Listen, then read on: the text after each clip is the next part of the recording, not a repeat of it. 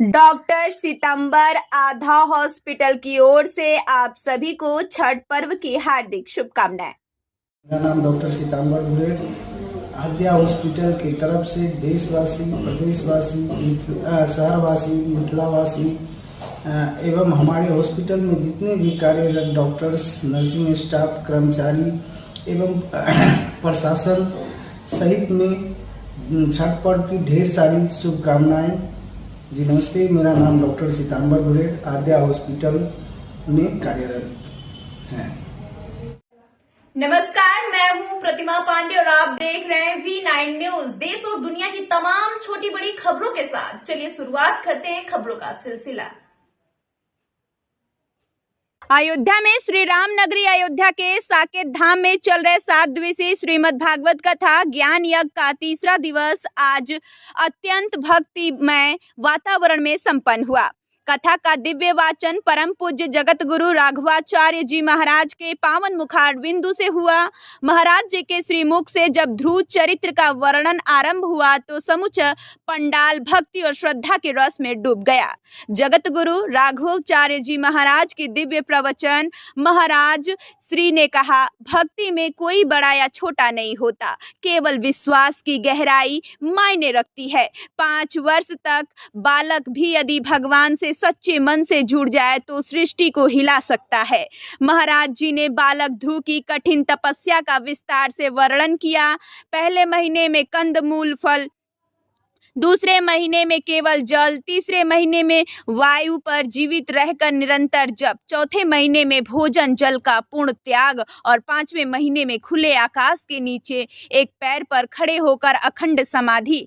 महाराज श्री ने कहा, त्रिवेदी व्यास जी लिखते हैं, पंचमी अनूप प्रतिदेता श्वास, अर्थात ध्रुव जी की तपस्या ऐसी थी कि सांस भी भगवान के नाम में विलीन हो गई। उन्होंने आगे कहा, ध्रुव की भक्ति से देवता भयभीत हो गए। इंद्र, वरुण, अग्नि, वायु सभी भगवान विष्णु के पास जाकर बोले, प्रभु ये बालक अपनी तपस्या से हमें भी विचलित कर रहा है। तब भगवान बोले, चिंता मत करो, मैं स्वयं अपने भक्त को दर्शन दूंगा। महाराज श्री ने बताया कि जब भगवान मधुबन आए तो वे दर्शन देने नहीं बल्कि अपने भक्त का दर्शन करने आए थे। जब ध्रुव जी ने नेत्र खोले तो वही स्वरूप जो वे हृदय में देख रहे थे सामने खड़ा था। स्वयं भगवान श्री हरि नारायण। यह सुनते ही कथा स्थल में उपस्थित श्रद्धालु भाव विभोर हो उठे।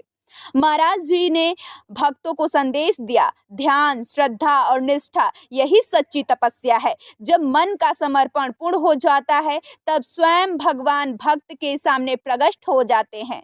यजमान परिवार की भक्ति भावना रही विशेष आकर्षण। इस दिव्य कथा के मुख्य यजमान श्री राज कपूर सिंह सपत्नी श्रीमती पुष्पा सिंह रहे। दोनों ने न केवल पूरे आयोजन की व्यवस्था संभाली बल्कि प्रतिदिन कथा श्रवण में पूर्ण आस्था और समर्पण के साथ उपस्थित रहे। उनके बड़े भाई राज बख्श सिंह ने भी अपने पूरे परिवार सहित कथा में सहभागिता कर धर्म सेवा का आदर्श प्रस्तुत किया। यजमान परिवार के समर्पण, सेवा भावना और भक्त ने पूरे आयोजन को नई ऊंचाइयां प्रदान की। महाराज श्री ने कहा कि कथा के बीच में यजमान परिवार की सराहना करते हुए आशीर्वचन दिए और कहा, ऐसे श्रद्धालु परिवारों के कारण ही धर्म और कथा परंपरा जीवित रहती है। भगवान श्री हरि ऐसे यजमानों के घर सदा मंगल बरसाएं।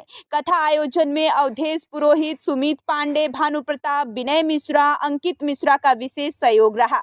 संगीत में श्याम जी ने अपने तबला वादन से ऐसा भक्ति रस वातावरण में घोला कि पूरा पंडाल हरे कृष्ण हरे राम के जय घोष से गूंज उठा।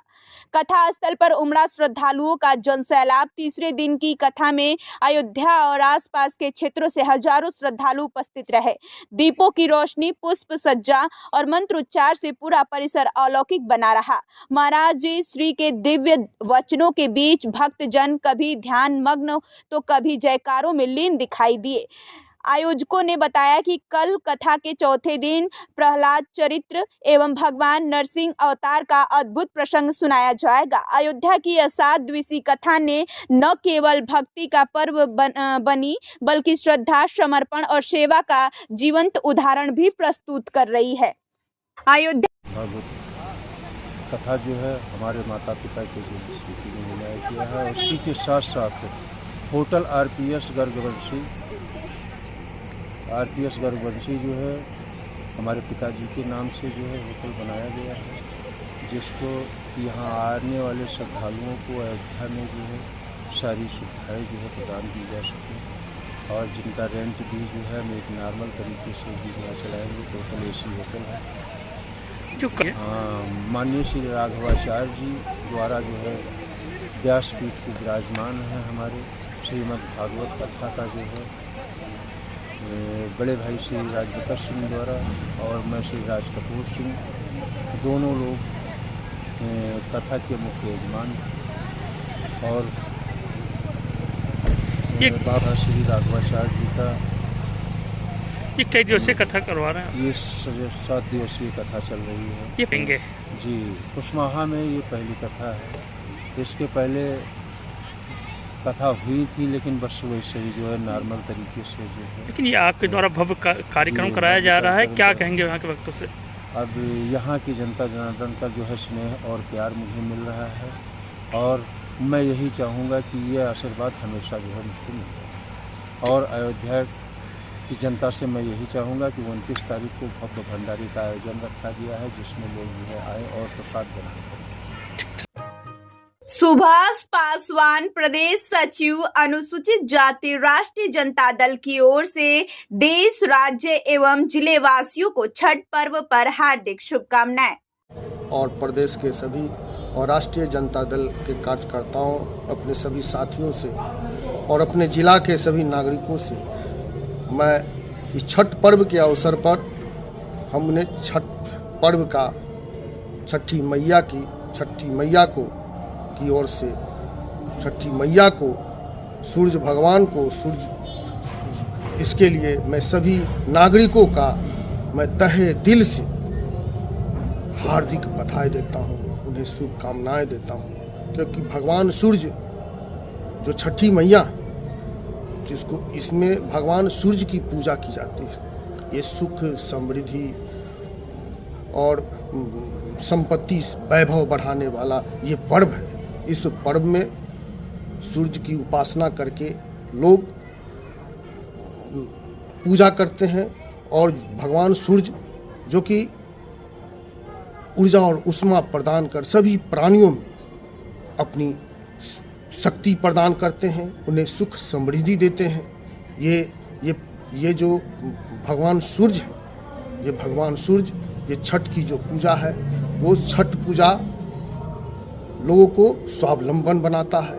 ये स्वाभिमान और स्वावलंबन के प्रतीक भी हैं, और देश दुनिया में सभी को, मैं सभी नागरिकों को सबसे इतना ही कहूँगा कि देश में सौहार्द बना रहे, सामाजिक न्याय बरकरार रहे, और लोगों में आपस में प्रेम बना हुआ रहे, और लोग धन वैभव से भरा पूरा रहे।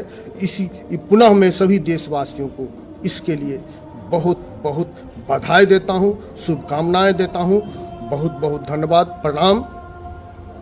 सुभाष पासवान, प्रदेश महासचिव, राष्ट्रीय जनता दल, अनुसूचित जाति प्रकोष्ठ।